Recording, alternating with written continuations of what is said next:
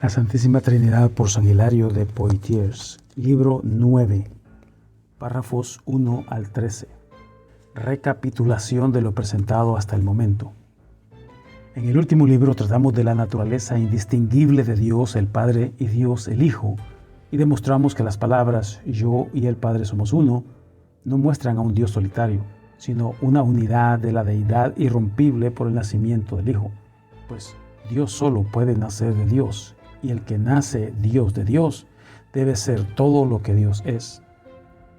Repasemos, aunque no exhaustivamente, para hacer nuestro significado claro, aunque no exhaustivamente, repasemos las frases de nuestro Señor y de los apóstoles, los cuales enseñan la naturaleza inseparable y el poder del Padre y del Hijo.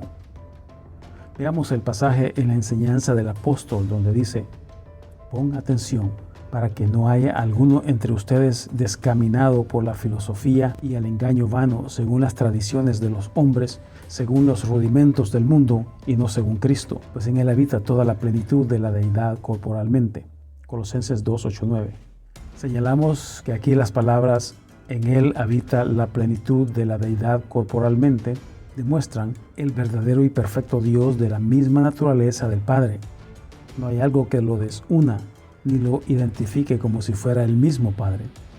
Por un lado, nos enseña que el Hijo, Dios engendrado de Dios, está en unidad natural con el Padre, y por otro lado, Dios habita en Cristo. Esto demuestra el nacimiento de Cristo personal en quien Él habita. Tenemos aquí, me parece, más que contestada la irreverencia de aquellos que se refieren a una unidad o acuerdo de voluntad por las palabras del Señor: el que me ha visto al Padre, o el Padre está en mí y yo en el Padre, o incluso yo y el Padre somos unos, o este otro. Todas las cosas del Padre son mías. Sin atreverse a negar estas palabras, estos maestros falsos, bajo una máscara de religión, adulteran el sentido de las palabras. De hecho, es verdad que donde la unidad de naturaleza se proclama, el acuerdo de voluntad no puede negarse. Pero al dejar de lado esa unidad que sigue al nacimiento, ellos profesan una relación de armonía mutua simplemente.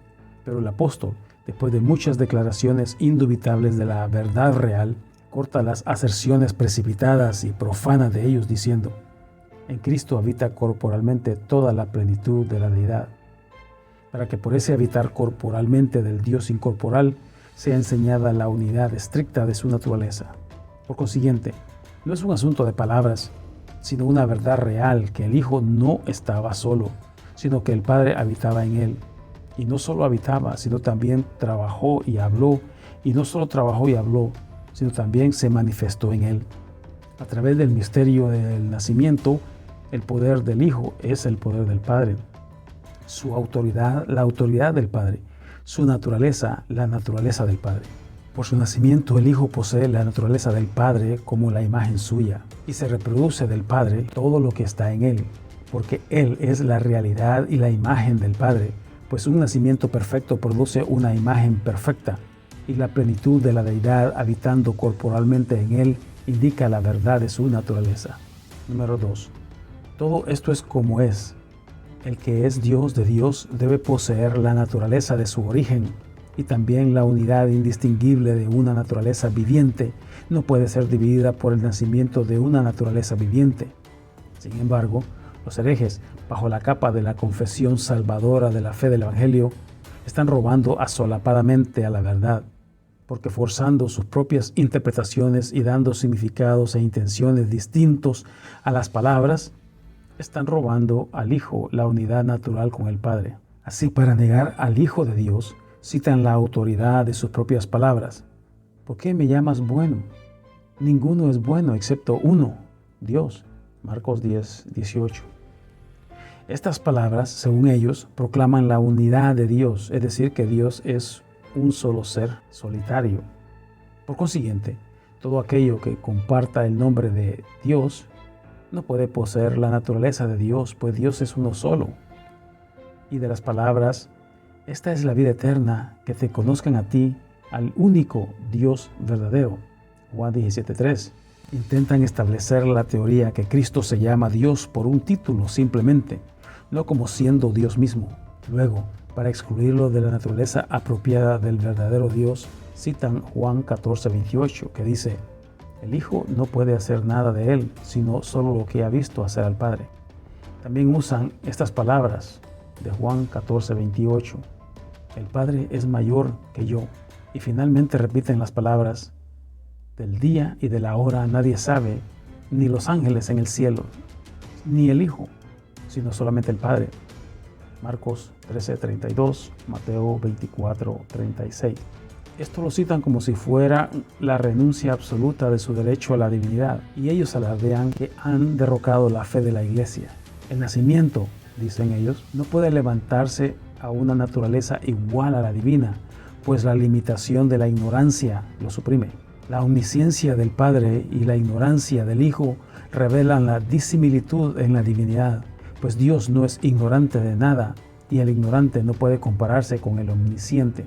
Todos estos pasajes ellos no los entienden racionalmente, ni distinguen acerca de sus ocasiones, ni aprenden de la luz de los misterios del Evangelio, ni comprenden el significado estricto de las palabras, e impugnan la naturaleza divina de Cristo con temeridad cruda e insensata, citando las palabras fuera de contexto para endulzar los oídos del incauto sin poner atención a la ocasión de las palabras o los incidentes que las incitaron, pues el significado de las palabras debe buscarse en el contexto antes o después de ellos.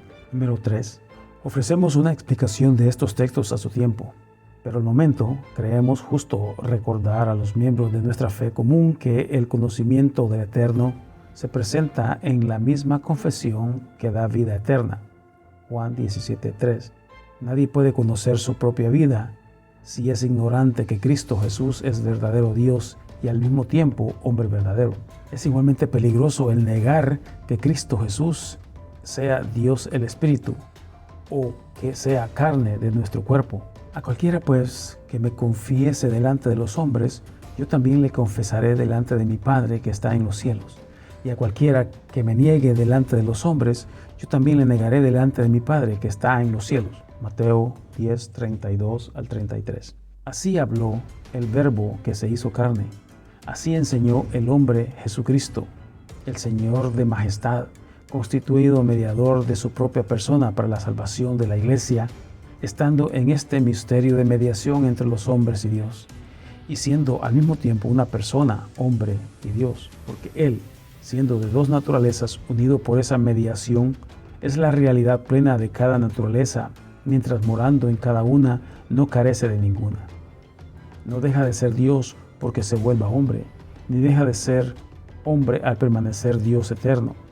Esta es la verdadera fe para la bendición humana: predicar en un solo la deidad y la humanidad, confesar la palabra y la carne, sin dejar de confesar a Dios porque sea hombre, ni ignorando la carne porque sea la palabra. Número 4. Es contrario a nuestra experiencia humana que el que nace hombre sea también Dios. Mantente en el tenor de nuestra explicación que al haber nacido hombre todavía permanece Dios, porque cuando la naturaleza gloriosa nace en la de abajo, es todavía creíble que la de abajo deba también nacer a la gloriosa. Por consiguiente, de acuerdo a las leyes y hábitos de la naturaleza, nuestra expectación anticipa el misterio divino, porque en todo ser que nace, la naturaleza tiene la incapacidad de incrementarse, pero no tiene poder para retroceder en el proceso. Mira los árboles, son sembradíos, y el ganado. Estima al hombre mismo teniendo razonamiento. Siempre se expande por crecimiento y nunca puede parar ese proceso, ni pierde su ser en lo que ha crecido. Se gasta por la edad o cortado por la muerte, pasa por cambios o llega al fin de sus días. Sin embargo, no tiene poder de dejar de ser lo que es. No puede hacerse otro ser al rebajarse de su estado más viejo, es decir, ser niño otra vez. Así, la necesidad de incremento continuo que está impuesta a nuestra naturaleza por ley natural nos lleva a ver y esperar la promoción hacia una naturaleza superior, pues un regreso o decrecimiento es contrario a la naturaleza. Solamente Dios pudo llegar a ser algo que no era antes, es decir, humano, y sin embargo, no cesar de ser lo que ya era. Se vació en los límites del vientre de un pesebre y de infancia, pero al mismo tiempo sin dejar de ser Dios. Esto es un misterio, no para Él, sino para nosotros. El haber tomado nuestra naturaleza no fue avance para Dios, sino su voluntad para rebajarse resultó en nuestra promoción, pues Él no renunció a su divinidad, sino concedió divinidad al hombre. Número 5. El Dios unigénito, por tanto, cuando nació de la Virgen, levantó la humanidad a la divinidad y siempre mantuvo su forma según la enseñanza del Evangelio. Enseñó a creer que Él es el Hijo de Dios y exhortó a predicarlo Hijo de hombre, hombre que dice y hace todo lo que es de Dios, Dios diciendo y haciendo todo lo que es del hombre. Sin embargo, nunca habló sin significar las dos naturalezas suyas, la humana y la divina. Y aunque proclamó un Dios, el Padre, Él mismo se declaró ser de la misma naturaleza de Dios por la verdad de la generación. También en su oficio como hijo y su condición como humano, se sujetó a sí mismo a Dios el Padre, pues todo hijo debe respetar a su autor y toda carne debe confesarse débil delante de Dios. Los herejes encuentran aquí oportunidad para engañar al simple e ignorante. Estas palabras, dichas desde su naturaleza humana, ellos las refieren falsamente como debilidad de su naturaleza divina, y al ser una persona, al decir todas las palabras, ellos dicen que habló de su ser entero. Número 6. Afirmamos que todas las palabras preservadas de nuestro Señor se refieren a su naturaleza, pero si Jesucristo es Dios y hombre, no que llegó a ser Dios cuando tomó humanidad, ni que dejó de ser Dios después de tomar esa humanidad. Si Jesucristo es Dios y hombre, entonces el misterio de sus palabras debe ser el mismo con el de su naturaleza. Cuando desconectamos su divinidad de su humanidad, desconectamos su lenguaje como Dios de su lenguaje como hombre de acuerdo al tiempo indicado. Si lo confesamos Dios y hombre al mismo tiempo, también distingamos las palabras de Dios y las palabras de hombre. Reconozcamos también el tiempo cuando su humanidad es divina y también refirámonos a todo el tiempo que se revela de eso. Una cosa es que fue Dios antes de ser hombre y otra que Él fue hombre y Dios y otra que la humanidad se perfeccionó en Dios.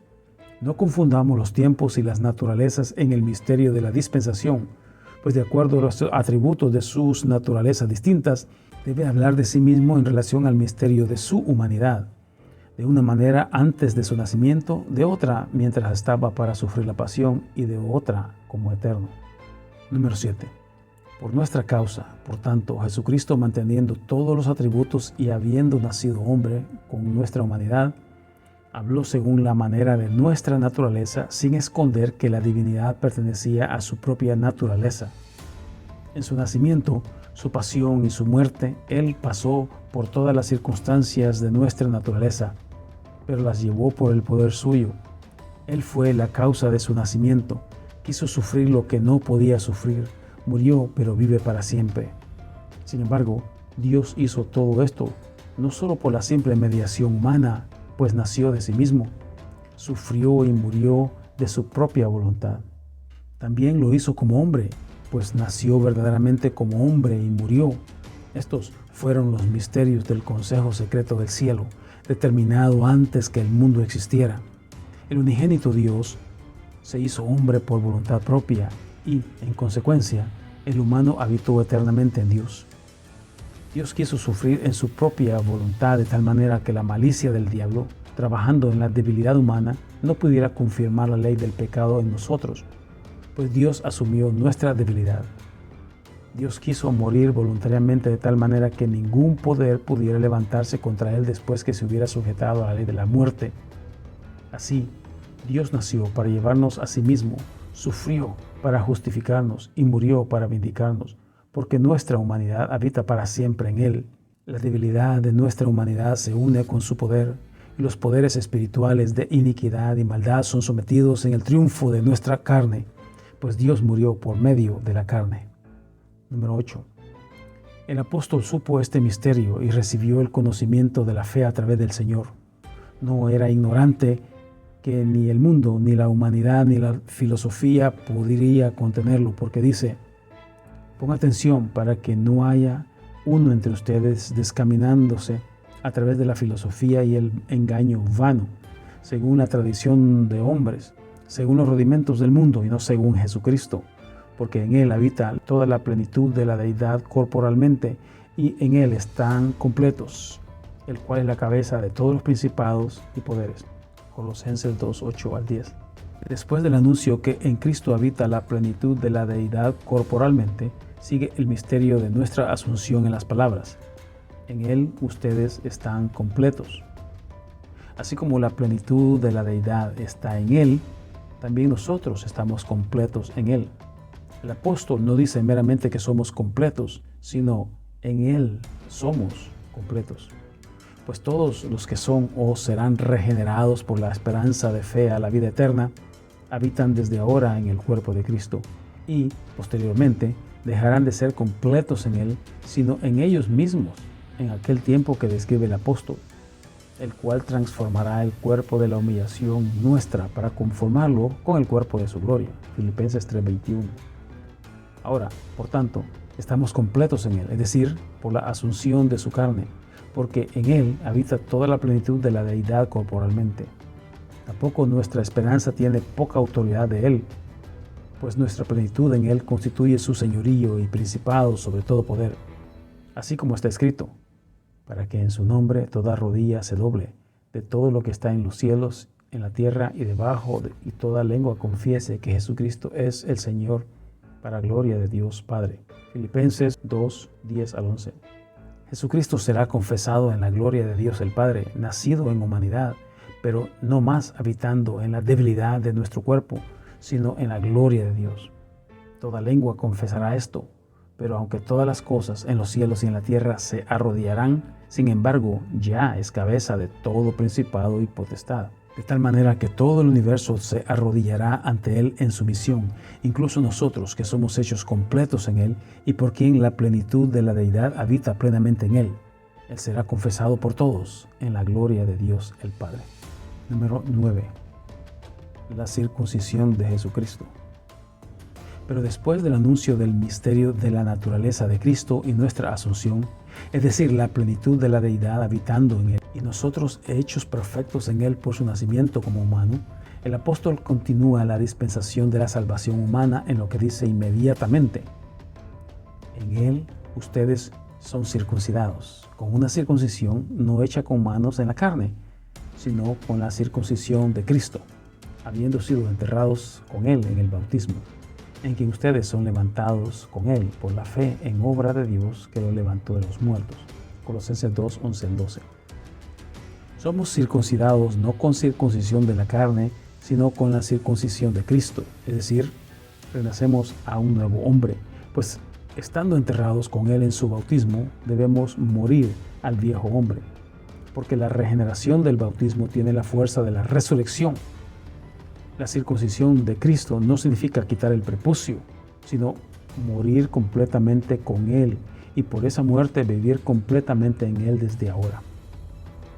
Por fe en Dios, que lo resucitó de los muertos, somos levantados en Él.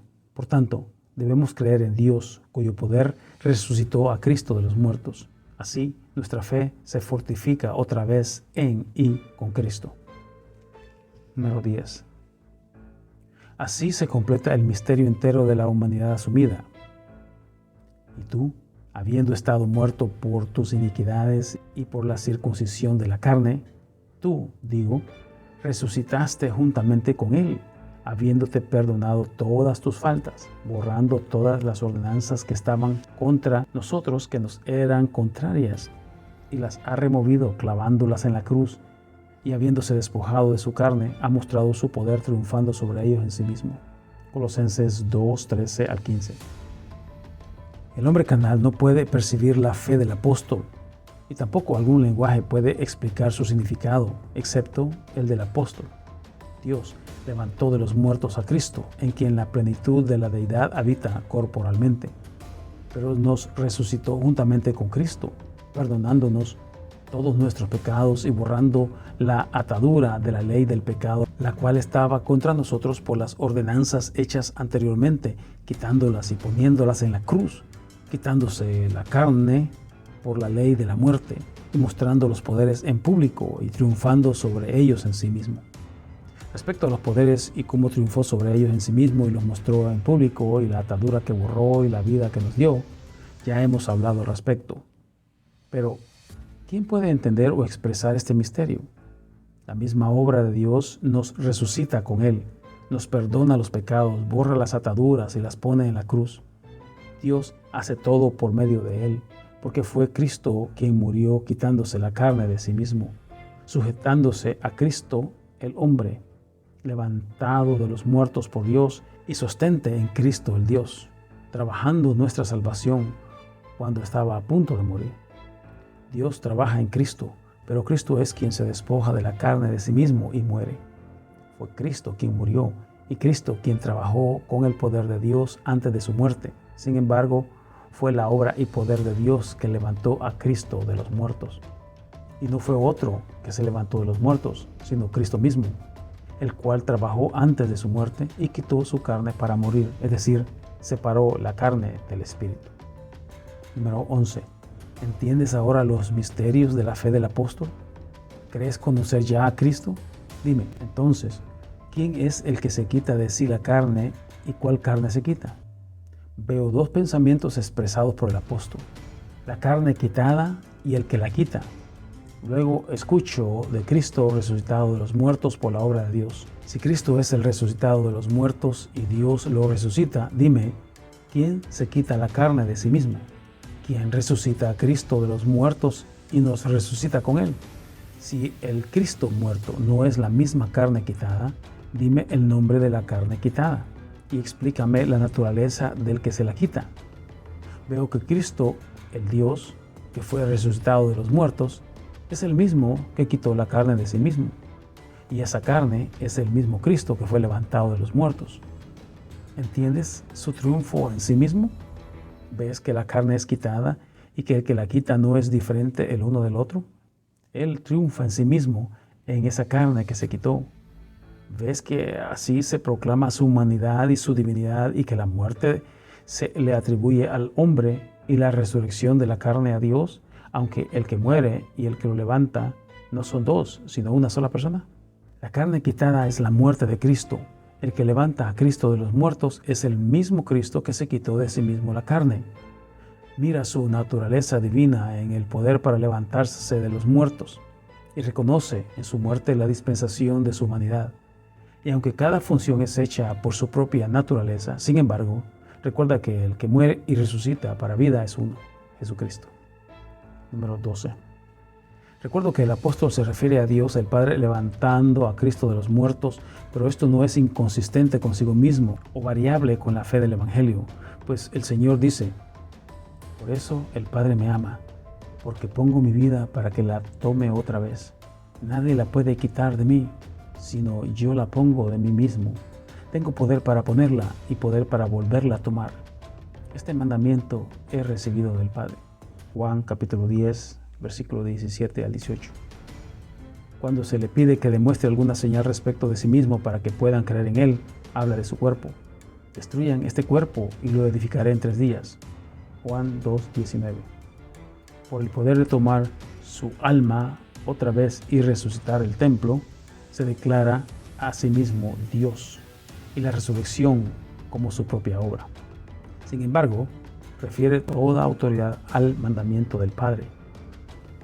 Esto no es un contrario al significado del apóstol cuando proclama que Cristo es el poder y la sabiduría de Dios, 1 Corintios 1:24. Así, refiriéndose a toda la magnificencia de su trabajo para la gloria de Dios el Padre, pues lo que Cristo hace, el poder y la sabiduría de Dios lo hace. Y cualquier cosa que el poder y la sabiduría de Dios hace, sin duda Dios mismo lo hace, cuyo poder y sabiduría es Cristo. Así, Cristo fue resucitado de los muertos por el poder de Dios, pues Él mismo hizo la naturaleza de Dios el Padre con la naturaleza indistinguible de Dios. Y nuestra fe en la resurrección descansa en el Dios que resucitó de los muertos a Cristo. Número 13. Esta es la predicación del doble aspecto de la persona de Cristo en la que el apóstol hace énfasis. El apóstol apunta a la debilidad de la naturaleza humana de Cristo, su poder divino y su naturaleza. Así, para los Corintios escribe: fue crucificado en debilidad, pero vive por el poder de Dios. 2 Corintios 13, 4. Atribuyéndole así la muerte a la naturaleza humana, pero la vida al poder divino. A los romanos también dice: la muerte que murió para el pecado, murió una sola vez, pero la vida que vive, la vive para Dios. Reconozcan ustedes también estar muertos al pecado, pero vivos para Dios en Cristo. Romanos 6, 10 al 11. Así atribuyendo su muerte al pecado, es decir, a nuestro cuerpo, pero su vida a Dios, cuya naturaleza es vida. Por tanto, debemos morir a nuestro cuerpo para que podamos vivir para Dios en Cristo Jesús, quien después de tener ese cuerpo de pecado, vive totalmente para Dios, uniendo la naturaleza que compartió con nosotros con la participación de la inmortalidad divina. La explicación continúa en el párrafo número 14 de nuestro próximo video.